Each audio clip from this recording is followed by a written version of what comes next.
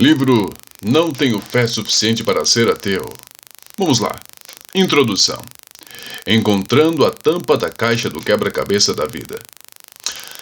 Aquele que afirma ser cético em relação a um conjunto específico de crenças é, na verdade, um verdadeiro crente em outro conjunto de crenças. Philip Johnson. O professor de religião da faculdade fez à sua classe de bacharéis, que o observava com olhos arregalados, uma clara advertência logo no primeiro dia do semestre. Por favor, deixem suas crenças religiosas em casa. E acrescentou: quando estivermos analisando o Antigo Testamento, é possível que eu faça algumas observações que contrariem o que vocês aprenderam na escola bíblica dominical. Não é meu propósito ofender qualquer pessoa, mas é meu propósito ser o mais objetivo possível na análise do texto. Aquilo pareceu fantástico para mim. Além do mais, eu, Frank, matriculei-me naquela classe porque estava no meio de uma busca espiritual. Não queria seguir alguma linha religiosa específica, simplesmente desejava saber se Deus existia ou não. Que lugar melhor, pensava eu, para obter alguma informação objetiva sobre Deus e a Bíblia do que uma escola secular como a Universidade de Rochester? Desde o início, o professor assumiu um ponto de vista bastante cético em relação ao Antigo Testamento. Ele lançou imediatamente a teoria de que Moisés não escreveu os 5 primeiros livros da Bíblia e de que muitas das suas supostas passagens proféticas da Bíblia foram escritas depois de os fatos terem ocorrido. Também sugeriu que os judeus, originalmente, acreditavam em muitos deuses, politeísmo. Mas aquele Deus único finalmente venceu porque os editores finais do Antigo Testamento eram fanáticos religiosos monoteístas. A maioria dos alunos não tinha problema com a análise do professor, exceto um jovem que sentava algumas fileiras à minha frente. Com o passar do semestre, aquele aluno ficou visivelmente mais irritado diante das teorias céticas do professor. Certo dia, quando o docente começou a criticar algumas partes do livro de Isaías, o aluno não conseguiu mais disfarçar seu desagrado. Isto não é certo, disse ele. Esta é a palavra de Deus. Esse rapaz é muito religioso, sussurrei a pessoa sentada ao meu lado. Olhe, relembrou o professor a toda a classe. Eu disse a vocês no início das aulas que deveriam deixar suas crenças religiosas em casa. Não poderemos ser objetivos se vocês não fizerem isso. Mas o senhor não está sendo objetivo, desafiou o aluno, enquanto se colocava em pé. Está sendo abertamente cético. Algumas pessoas da classe começaram a resmungar com o aluno. Ei, deixe o professor dar a aula. Sente-se. Isto aqui não é a escola bíblica dominical. O professor procurou abrandar a discussão, mas o agitado aluno saiu da sala batendo o pé e nunca mais voltou. Bem, embora eu tivesse alguma simpatia por aquele aluno e pudesse ver que o professor realmente tinha sua tendência religiosa, também queria ouvir mais sobre o que ele tinha a dizer em relação ao Antigo Testamento e, particularmente, sobre Deus. Quando o semestre terminou, eu estava razoavelmente convencido de que o professor tinha razão. O Antigo Testamento não deveria ser levado a sério. Contudo, ainda não estava com uma resposta para minha pergunta mais básica: Deus existe? Senti-me completamente insatisfeito no final da última aula. Não vi nenhuma conclusão, nenhuma resposta. Assim, aproximei-me do professor, que já estava cercado por vários alunos que faziam as últimas perguntas. Professor, disse eu, depois de esperar que quase todo mundo saísse. Bem, professor, obrigado pelas aulas. Acho que descobri uma nova perspectiva, mas ainda tenho uma enorme dúvida. Por favor, prossiga, disse o professor. Bem, professor, inscrevi-me nesta disciplina para descobrir se Deus realmente existe. E aí, professor, Deus existe? Sem hesitar, nem mesmo por um instante, o professor disse: Não sei. O senhor não sabe? Não tenho a mínima ideia. Fiquei chocado. Senti vontade de repreendê-lo, dizendo: Espera um minuto. Você está ensinando que o Antigo Testamento é falso e nem mesmo sabe se Deus existe? O Antigo Testamento poderia ser verdadeiro se Deus realmente existisse? Mas, uma vez que as notas finais não estavam fechadas, resolvi pensar melhor. Em vez disso, simplesmente saí frustrado em relação a todo aquele semestre. Ele poderia ter respondido com um sim ou um não sinceros, apresentando suas razões, mas um eu não sei? Esta resposta poderia ter obtido de qualquer homem desinformado que encontrasse no meio da rua. Esperava muito mais de um professor universitário de religião. Mais tarde descobri que as minhas expectativas eram muito elevadas em relação à universidade moderna. O termo universidade é, na verdade, uma composição das palavras unidade e diversidade. Ao frequentar uma universidade, espera-se que a pessoa seja guiada a encontrar a unidade na diversidade, ou, mais precisamente, de que maneira todos os diversos campos do conhecimento, artes, filosofia, física, matemática, etc., se encaixam para fornecer um quadro uniforme da vida. É uma tarefa nobre, mas é algo que a universidade moderna não apenas abandonou, mas reverteu. Em vez de universidades, temos hoje as pluriversidades. São instituições que consideram todos os pontos de vista tão válidos como quaisquer outros, por mais ridículos que possam ser, com exceção do ponto de vista de que apenas uma religião ou visão de mundo possa ser verdadeira. Esse, com certeza, é o único ponto de vista considerado intolerante e fanático na maioria das universidades. A despeito da corrente de negação de nossas universidades, acreditamos que existe sim uma maneira de descobrir a unidade na diversidade. Descobrir tal unidade seria como olhar para a tampa da caixa de um quebra-cabeça. Assim como é difícil juntar todas as peças de um quebra-cabeça sem ter a imagem impressa na tampa da caixa, as diversas partes da vida não fazem sentido se não tiverem algum tipo de quadro unificador. A pergunta é, será que alguém tem a tampa dessa caixa? A tampa da caixa desse quebra-cabeça que chamamos de vida? Muitas religiões mundiais afirmam que a possuem. Será que alguma delas está certa? É o que vamos ver daqui para frente. A religião e a tampa da caixa. Geralmente, as religiões mundiais são uma tentativa de fornecer a tampa da caixa que lhe permite ver as muitas peças do quebra-cabeça da vida formando um quadro completo e coeso. Normalmente, e por uma boa razão, esse quadro começa com algum tipo de afirmação sobre Deus. Aquilo que uma pessoa acredita sobre Deus afeta tudo mais que ela acredita. Quando perguntaram a Mortimer Adler por que a seção Deus era maior na série Grandes Livros do Mundo Moderno, do Mundo Ocidental, da qual ele foi o editor, ele sabiamente observou que isto se devia ao fato de mais implicações derivarem do assunto Deus do que qualquer outro. Na verdade, as 5 perguntas mais importantes da vida são: origem, de onde viemos; identidade, quem somos; propósito, por que estamos aqui; moralidade, como devemos viver; destino, para onde vamos. As respostas a cada uma dessas perguntas dependem da existência ou não de Deus. Se Deus existe, então existe significado e propósito para a vida. Se existe um propósito verdadeiro para a sua... Se existe um verdadeiro propósito para a sua vida, então existe uma maneira certa e uma maneira errada de viver. As escolhas que fazemos hoje não apenas nos afetam aqui, mas também na eternidade. Por outro lado, se Deus não existe, então a conclusão é que a vida de alguém não significa muita coisa. Uma vez que não existe um propósito duradouro para a vida, não existe uma maneira certa ou errada de viver.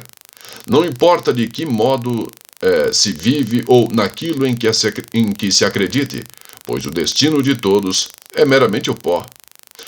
Portanto, que religião mundial é capaz de responder corretamente a pergunta sobre Deus? Será que alguma religião é capaz de oferecer a verdadeira tampa da caixa do quebra-cabeça da vida? A sabedoria comum diz que não. por uma série de razões. Em primeiro lugar, muitos dizem que não é racional acreditar que uma só religião possa ser a única verdadeira. Se uma religião fosse realmente a única verdadeira, isto significaria que bilhões de pessoas religiosas de outras religiões estariam erradas hoje e que seus adeptos historicamente estiveram errados por vários séculos. E isso é um grande problema se o cristianismo é a verdadeira religião. Pois ele parece ensinar que todos os não cristãos vão para o inferno. Bem, existe um medo não infundado de que aqueles que pensam possuir a verdade serão intolerantes com aqueles que não aceitam. Mas, por outro lado, pessoas despreocupadas tendem a acreditar que nenhuma religião é verdadeira. Este sentimento é frequentemente ilustrado pela parábola favorita de muitos professores universitários, a parábola dos 6 homens cegos e o elefante. Ela é mais ou menos assim. Ela fala sobre a maneira pela qual cada cego sente uma parte diferente do elefante e que, portanto, chega a uma conclusão diferente sobre o objeto que está diante dele. Um deles toca nas presas e diz, é uma lança. Outro segura a tromba e diz, é uma cobra. Aquele que está tocando as pernas diz, é uma árvore. O cego que está segurando a cauda pensa, estou segurando uma corda. Aquele que segura as orelhas conclui, é uma ventarola. Por fim, aquele que está no lado do elefante afirma ser uma parede. Dizem eles que esses homens cegos representam as várias religiões mundiais, porque cada um apresenta uma forma diferente, cada um apresenta uma diferente conclusão sobre aquilo que está sentindo. As pessoas dizem que, tal como cada um desses cegos, nenhuma religião detém a verdade. Nenhuma religião tem a tampa completa da caixa. As religiões são simplesmente caminhos diferentes que levam ao topo da mesma montanha. Assim, naturalmente, isso é um apelo fortíssimo à mente amplamente tolerante. Nos Estados Unidos, a verdade na religião é considerada uma contradição. Dizem eles que não existe uma verdade na religião. Tudo é uma questão de gosto ou opinião. Você gosta de chocolate? Eu gosto de baunilha. Você gosta de cristianismo? Eu gosto de islamismo. Se o budismo funciona para você, então ele é verdade para você. Além do mais, você não me deve julgar por minhas crenças. O segundo grande problema relativo à verdade na religião é que algumas peças da vida parecem desafiar a explicação. Elas não se encaixam em nenhuma tampa religiosa. Nesta lista, podemos incluir a existência do mal e o silêncio de Deus diante deste mal. Estas são objeções particularmente significativas a qualquer pessoa que afirma a existência de um Deus todo-poderoso, teísmo. Muitos céticos e ateus argumentam que, se um Deus único e todo-poderoso realmente existe, então ele deveria intervir para acabar com toda a confusão. Além do mais, se Deus realmente existe, então por que parece esconder-se? Por que simplesmente não aparece para desbancar as falsas religiões e pôr fim às controvérsias? Por que não intervém para eliminar todo o mal no mundo? Sem deixar de fora todas as guerras religiosas que são uma mancha para o seu próprio nome? E por que permite que todas estas coisas ruins aconteçam com pessoas boas? Estas são perguntas difíceis para qualquer um que afirma que sua religião teísta é a verdade. Por último, muitos intelectuais de hoje concluem que nenhuma tampa baseada na religião seria legítima. Por quê? Porque, dizem eles, somente a ciência pode descobrir a verdade. A evolução não apenas removeu a necessidade de Deus, dizem eles, mas apenas aquilo que é passível de teste de laboratório pode ser considerado verdadeiro.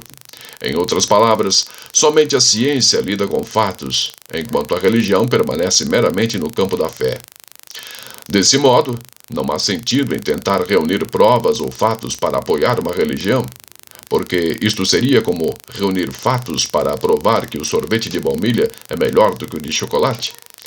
Você não pode provar preferências. Portanto, uma vez que eles insistem em que religião nunca é assunto de Uma vez que eles insistem em que religião nunca é assunto de fatos objetivos, mas meramente de gosto, qualquer tampa de caixa que seja derivada de uma religião não poderia fornecer o quadro objetivo da vida que estamos procurando. Mas aonde então tudo isso nos leva? Será que a busca por Deus e pela tampa da caixa da vida é vã? Deveríamos pressupor que não existe sentido objetivo na vida e que cada um inventa sua própria tampa da caixa?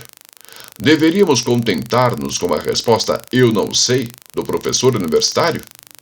Bem, achamos que não. Cremos que existe uma resposta real, apesar das fortes objeções que identificamos, as quais abordaremos nos capítulos seguintes. Acreditamos que a resposta é bastante racional. Na verdade, acreditamos que esta resposta é a mais racional e a que exige menos fé. Menos fé do que qualquer outra resposta possível, incluindo a opção de ser ateu. Vamos começar o que queremos dizer com isto. Que tipo de Deus? Bem, antes de seguirmos adiante, vamos nos certificar de que estamos usando a mesma terminologia. A maioria das principais religiões mundiais encaixa-se em uma dessas três categorias de visões religiosas: teísmo, panteísmo e ateísmo. O teísta é a pessoa que acredita num Deus pessoal, criador do universo, mas que não é parte do universo. Isso seria mais ou menos equivalente ao pintor e à pintura. Deus é o pintor e sua criação é a pintura. Deus fez a pintura e seus atributos estão expressos nela. Mas Deus não é a pintura. As principais religiões teístas são cristianismo, judaísmo e islamismo.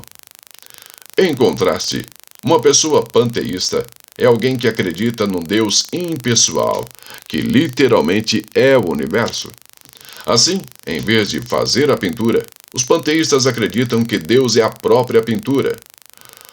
O fato é que os panteístas acreditam que Deus é tudo o que existe. Deus é a grama, Deus é o céu, Deus é a árvore, Deus é este livro, Deus é você, Deus sou eu e etc. As principais religiões panteístas são orientais, tais como o hinduísmo, algumas formas de budismo e muitas formas da nova era. Um ateu, já, naturalmente, é alguém que não acredita em nenhum tipo de Deus. Seguindo nossa analogia, os ateus acreditam que aquilo que se parece com uma pintura sempre existiu e ninguém a pintou. Os humanistas encaixam-se nesta categoria. Veja a seguir uma maneira fácil de memorizar essas três visões religiosas. Teísmo, Deus fez tudo.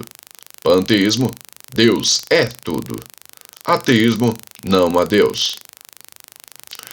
O ateísmo é representado pela mão que segura o mundo, o panteísmo pela mão no mundo e o ateísmo como nada a não ser o próprio mundo.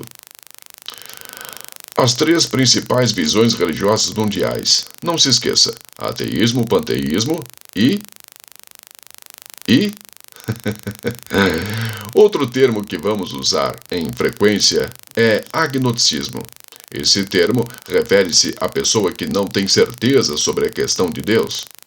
Agora que já definimos os termos, vamos voltar à questão de fé e religião. Fé e religião. Vamos lá.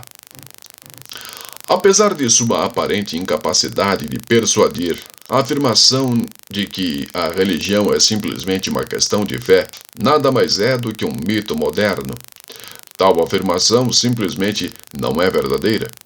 Embora a religião realmente requeira fé, religião não é apenas fé.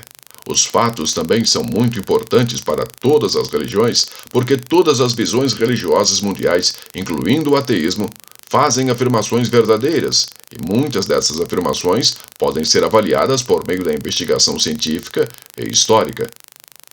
Os teístas, por exemplo, cristãos, muçulmanos e judeus, dizem que o universo teve um início, enquanto muitos ateus e panteístas, seguidores da nova era e do hinduísmo, dizem que não, o universo é eterno. Essas são afirmações mutuamente excludentes. É impossível que as duas estejam certas. Ou o universo teve um começo ou não teve? Ao investigar a natureza e a história do universo, podemos concluir por meio da razão que uma das visões está certa e a outra está errada. A alegada ressurreição de Cristo é outro exemplo. Os cristãos afirmam que Jesus ressuscitou dos mortos, enquanto os muçulmanos dizem que Jesus nem mesmo morreu. Mais uma vez, uma dessas visões está certa e a outra está errada. Como podemos saber qual delas é a certa? Bem, avaliando cada uma dessas afirmações conflitantes, supostamente verdadeiras, em relação à comprovação histórica. Observe que as diferentes religiões não apenas tentam responder a essas perguntas, mas os cientistas também têm algumas coisas a dizer sobre esses assuntos. Ou seja, a ciência e a religião frequentemente abordam a mesma questão. De onde veio o universo? Como surgiu a vida? Os milagres são possíveis? E assim por diante. Em outras palavras, ciência e religião não são categorias mutuamente excludentes, como alguns sugerem. Certamente, todas as religiões, todas as afirmações religiosas estão abertas à investigação científica e histórica. Algumas dessas afirmações são dogmas impossíveis de serem verificados. Todavia, a validade de muitas crenças religiosas pode sim ser verificada. Algumas crenças são razoáveis, podem ser provadas com um alto grau de certeza, enquanto outras são claramente não razoáveis. De fato, é possível que as conclusões lançadas neste livro estejam erradas. Não achamos que estejam, porque temos boas evidências para apoiá-las. Na realidade, achamos que nossas conclusões são verdadeiras, ainda que passível de dúvida. Dizem que esse tipo de certeza, de mais de 95%, é o melhor que os seres humanos finitos e falíveis podem obter para a maioria das perguntas e é mais do que suficiente até mesmo para as maiores decisões da vida. Todavia, é preciso ter alguma fé para superar a possibilidade de estarmos errados. A fé do ateu. Bem, enquanto é preciso ter alguma fé para chegar-se às nossas conclusões, normalmente se esquece que a fé também é exigida para acreditar-se em qualquer outra visão de mundo, incluindo o ateísmo e panteísmo. Fomos lembrados disso recentemente quando nos encontramos com um ateu chamado Barry em um de nossos seminários. Barry não acreditava que seu amigo em comum, Steve, tivesse se tornado cristão. Ele disse: "Não consigo entender Steve. Ele afirma ser intelectual, mas não pode responder a todas as objeções que lhe faço sobre o cristianismo. Diz que não tem todas as respostas porque é novo na fé e ainda está aprendendo." Então, eu, Frank, disse: "Barry, é praticamente impossível saber tudo sobre um tema em particular. E isto é certamente impossível quando o assunto é um Deus infinito. Portanto, Barry, chega-se a um ponto em que você percebe ter informações suficientes para chegar a uma conclusão, mesmo se algumas perguntas permanecerem sem resposta." Barry concordou, mas ainda não tinha percebido que estava fazendo exatamente aquilo de que acusava Steve. Barry havia decidido que a sua visão, ateísmo, era correta, embora não tivesse informações suficientes para apoiá-la. Teria ele certeza de que Deus não existia? Teria ele investigado todos os argumentos e provas da existência de Deus? Será que possuía informação plena sobre a questão de Deus? Poderia ele responder a todas as objeções ao ateísmo? É claro que não. Na verdade, seria impossível fazer isso. Uma vez que, assim como Steve, Barry estava lidando com o campo da probabilidade, em vez de se basear na certeza absoluta. Ele tinha certo grau de fé para acreditar que Deus não existe. Apesar de afirmar ser agnóstico, até mesmo Carl Sagan fez a derradeira afirmação de fé no materialismo ateu quando disse que o cosmo é tudo o que é, ou já foi, ou será. Como poderia ele saber isso com certeza? Ele não sabia. Mas como poderia? Ele foi uma mente humana limitada, com conhecimento limitado. Sagan estava lidando com o campo da probabilidade, assim como os cristãos estão fazendo quando afirmam que Deus existe. A pergunta é: quem tem mais provas de suas conclusões? Que conclusão é mais racional? Conforme veremos ao analisarmos as provas, o ateu precisa ter mais fé do que o cristão. Você pode estar pensando, o ateu precisa ter mais fé do que o cristão? O que será que Norman Geisler e Frank Turek estão querendo dizer com isso? Bem, queremos dizer que, quanto menos provas alguém tem para a sua posição, mais fé precisa para acreditar nela, e vice-versa. A fé cobre lacunas no conhecimento. E acontece que os ateus têm maiores lacunas no conhecimento porque têm muito menos provas de suas crenças do que os cristãos. Em outras palavras, as provas empíricas, forenses e filosóficas apoiam claramente as conclusões compatíveis com o cristianismo e incompatíveis com o ateísmo. Veja a seguir alguns exemplos de evidências que vamos explorar com mais detalhes nos capítulos seguintes. As evidências científicas afirmam claramente que o universo passou a existir por meio de uma explosão surgida do nada. Ou alguém criou uma coisa do nada, a visão cristã, ou alguém criou algum, ou alguém, a visão cristã, ou ninguém criou alguma coisa do nada, a visão ateísta. Qual visão é mais inteligente ou mais legítima? A visão cristã. Qual visão exige mais fé? A visão ateísta. A forma de vida mais simples contém uma quantidade de informações em seu DNA equivalente a 1000 enciclopédias.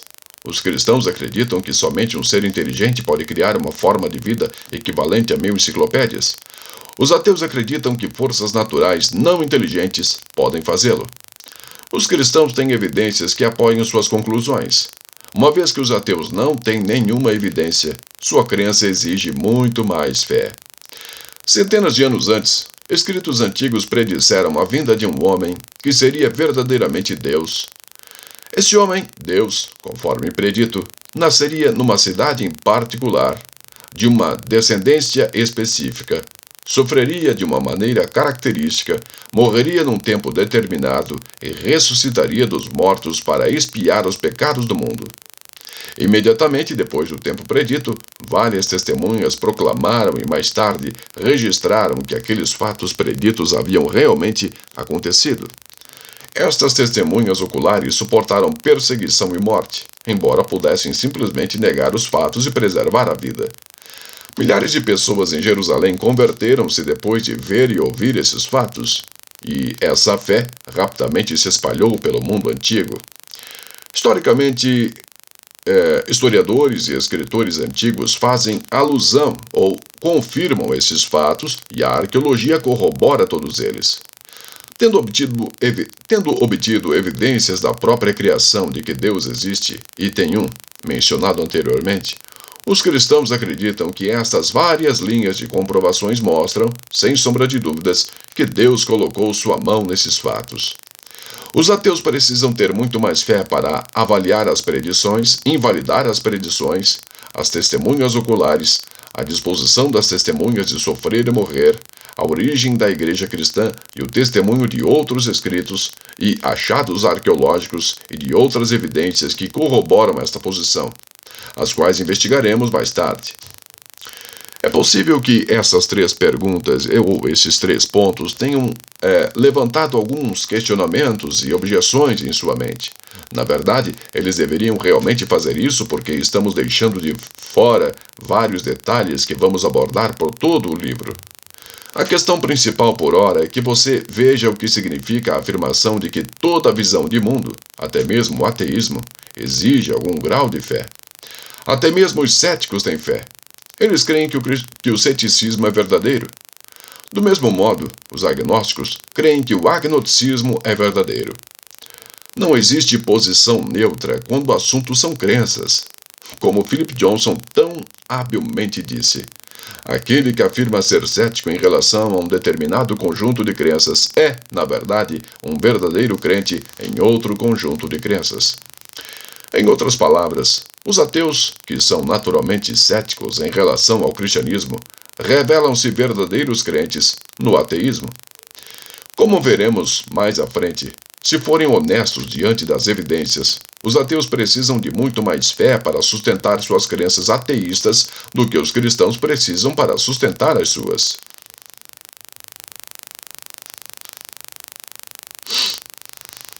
Descobrindo a tampa da caixa do quebra-cabeça da vida. Bem, afirmamos que existem provas claras que apoiam o cristianismo. O que faremos com elas? Desde meados de 1996, viajamos pelo país promovendo um seminário chamado Os 12 Pontos que Mostram que o Cristianismo é Verdadeiro. Nesse seminário, caminhamos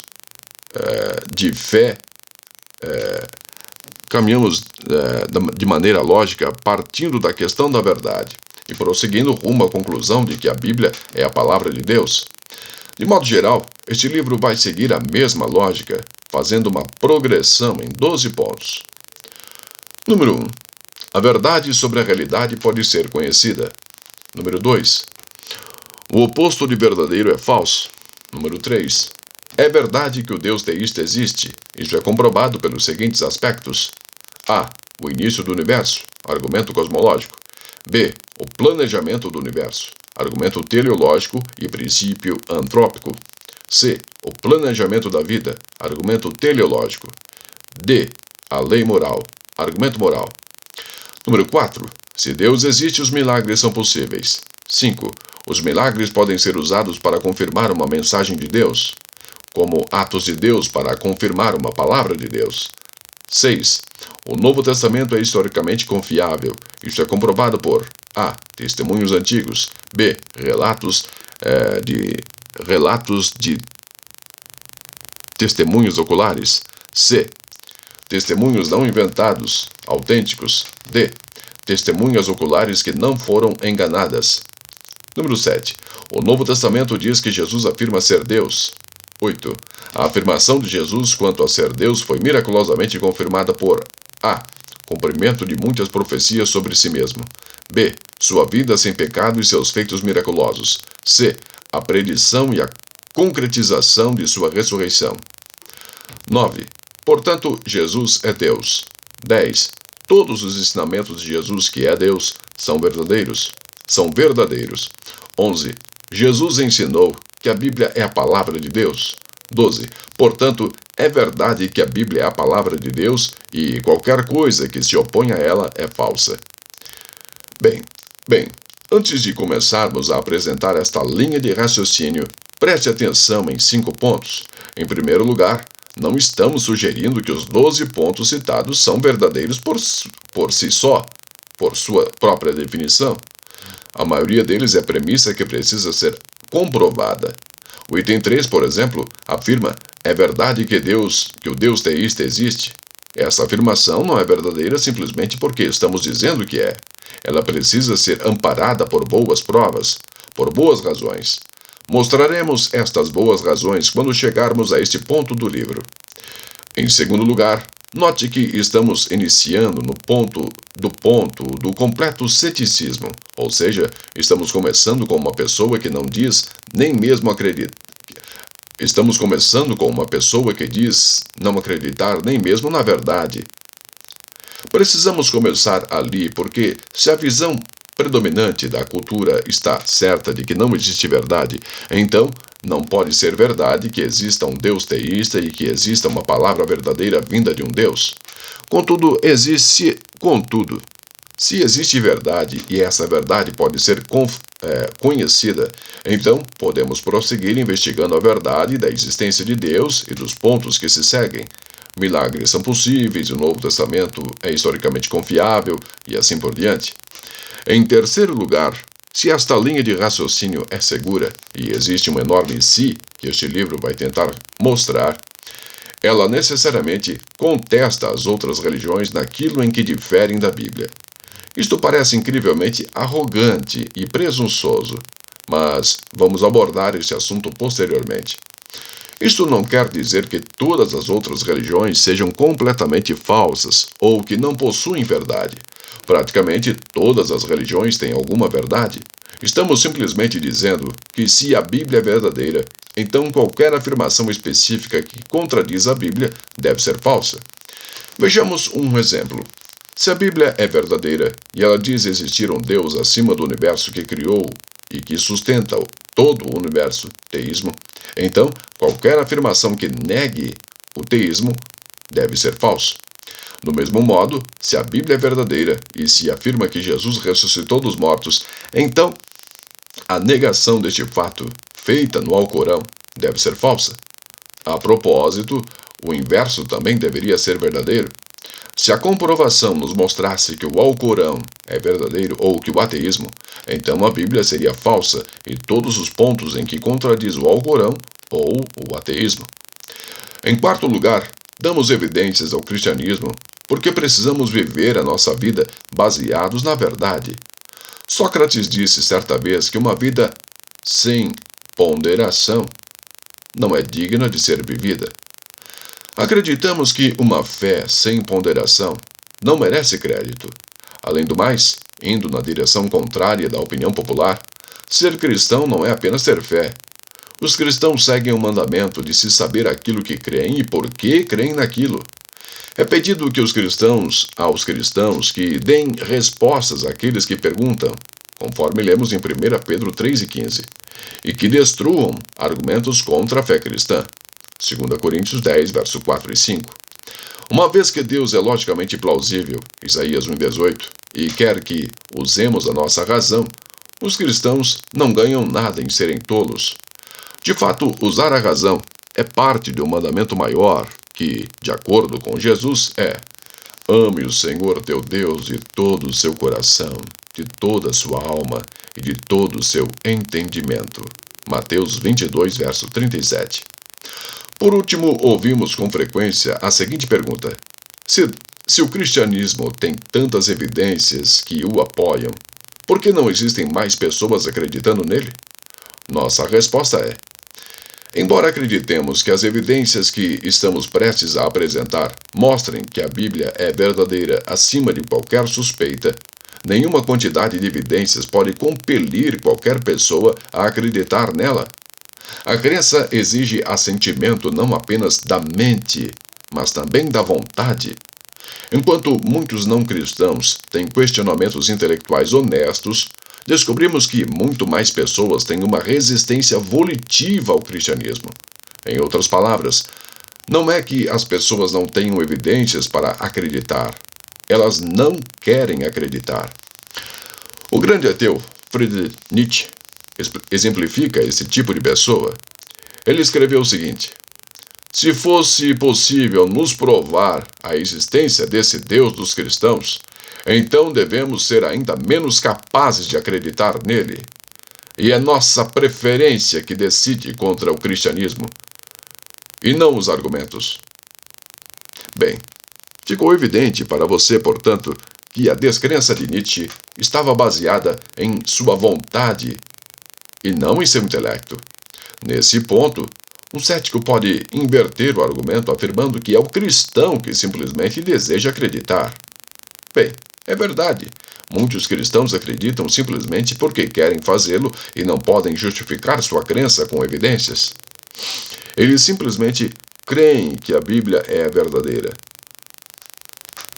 Mas o simples fato de querer que alguma coisa seja verdadeira não a torna verdadeira, não é mesmo?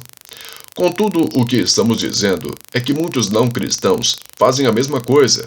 Por meio de um salto de fé, assumem que suas crenças não cristãs são verdadeiras simplesmente porque eles querem que sejam.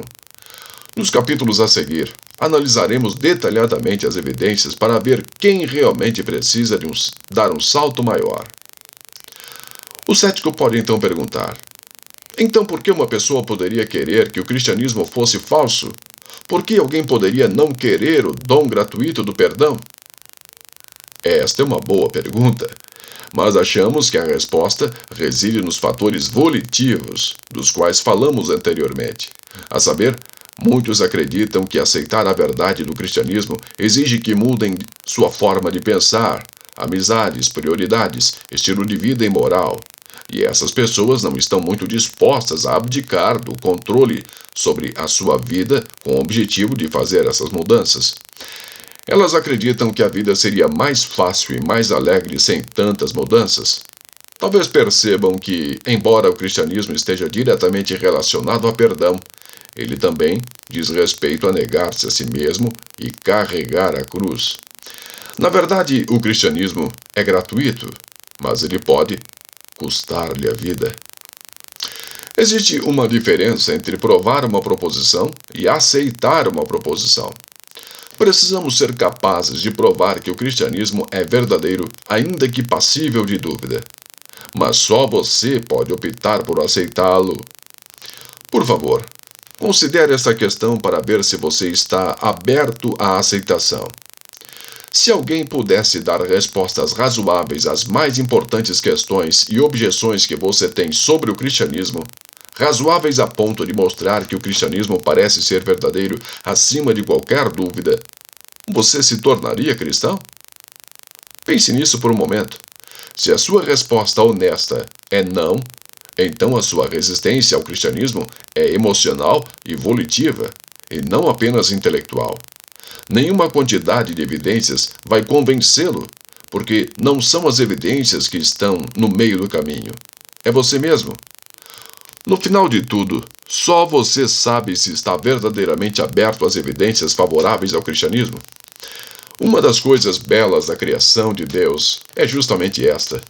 Se você não está disposto a aceitar o cristianismo, tem liberdade de rejeitá-lo. Esta liberdade de fazer escolhas, até mesmo a liberdade de rejeitar a verdade, é o que nos torna criaturas morais e que capacita cada um de nós a escolher nosso destino final. E isto realmente vai fundo no questionamento de por que, afinal, existimos e do porquê Deus não é tão explícito como gostaríamos ao se revelar a nós. Se a Bíblia é verdadeira, então Deus concedeu a cada um de nós a oportunidade de fazer uma escolha eterna no sentido de aceitá-lo ou rejeitá-lo. Com o objetivo de assegurar que a nossa escolha seja totalmente livre, Ele nos colocou num ambiente repleto de provas da sua existência, mas sem a sua presença direta. Uma presença tão poderosa que poderia sobrepujar nossa liberdade e, assim, negar nossa possibilidade de rejeitá-lo. Em outras palavras, Deus forneceu provas suficientes nesta vida para convencer qualquer um que esteja disposto a acreditar. Mas ele também deixou alguma ambiguidade, de modo a não compelir aquele que não estiver disposto. Assim, Deus nos dá a oportunidade tanto de amá-lo quanto de rejeitá-lo, sem violar nossa liberdade. De fato, o propósito desta vida é fazer esta escolha livremente, em oração. Por definição, o amor deve ser dado livremente, não é verdade? Não pode ser forçado. É por isso que C.S. Lewis escreveu: o irresistível e o indiscutível são as duas armas que a própria natureza de Deus o impede de usá-las. Simplesmente sobrepor-se à vontade humana, o que sua presença certamente faria, ainda que em seu grau mais ínfimo, seria inútil para ele. Ele não pode arrebatar, pode apenas cortejar. Bem, esperamos que as evidências que apresentamos neste livro venham, de alguma maneira, cativá-lo na direção de Deus. Tenha em mente que estas são as nossas provas, mas tenha em mente que essas não são as nossas provas, mas as provas de Deus. Estamos simplesmente compilando-as numa ordem lógica. Nossa intenção, ao usarmos histórias e ilustrações do mundo real tanto quanto possível, é tornar este livro fácil de entender e fácil de ser lido, e seu raciocínio acessível. Resumo e conclusão. Como já vimos, muitas afirmações de verdades religiosas podem ser investigadas e sua plausibilidade determinada. Uma vez que todas as conclusões sobre tais afirmações são baseadas na probabilidade, não na certeza absoluta, todas elas, até mesmo as afirmações ateístas, exigem certo grau de fé. Ao analisarmos as provas nos capítulos seguintes, veremos que conclusões como Deus existe e a Bíblia é verdadeira são verdadeiras, ainda que passíveis de dúvida. Portanto, é preciso ter muito mais fé para ser um não cristão do que para ser um cristão. Contudo, também reconhecemos que as provas sozinhas não podem convencer alguém a se tornar cristão. Alguns ateus e não cristãos podem rejeitar o cristianismo não pelo fato de as provas serem inadequadas, mas por não quererem aceitá-las. Algumas pessoas optam por suprimir a verdade em vez de viver por ela. De fato, nós, seres humanos, temos uma tendência fatal de tentar ajustar a verdade para que se encaixe em nossos desejos, em vez de ajustar nossos desejos segundo o padrão da verdade. Mas espere um pouco, não existe uma terceira alternativa? E quanto ao permanecer agnóstico como o professor do Antigo Testamento, citado no início deste capítulo? Ele disse não saber se Deus existe. Bem, alguns podem achar que uma pessoa com este pensamento possui uma mente aberta. Talvez, mas existe uma grande diferença entre ser uma pessoa de mente aberta e ser uma pessoa de mente vazia. À luz das provas, consideramos que o agnosticismo é a decisão de uma mente vazia. Além do mais, será que não deveríamos ter a mente aberta justamente para reconhecer a verdade quando a víssemos? Sim. Desse modo, o que devemos fazer quando existem provas suficientes que nos apontem a verdade? Por exemplo, o que se deve fazer quando há provas, ainda que passível de dúvida, de que George Washington foi o primeiro presidente dos Estados Unidos? Deve-se permanecer com a mente aberta para tentar saber quem foi o primeiro presidente? Certamente não. Isto seria próprio de uma mente vazia. Algumas perguntas são fechadas, pessoal. Como veremos, existem provas suficientes em relação ao cristianismo para nos levar a uma conclusão justificável.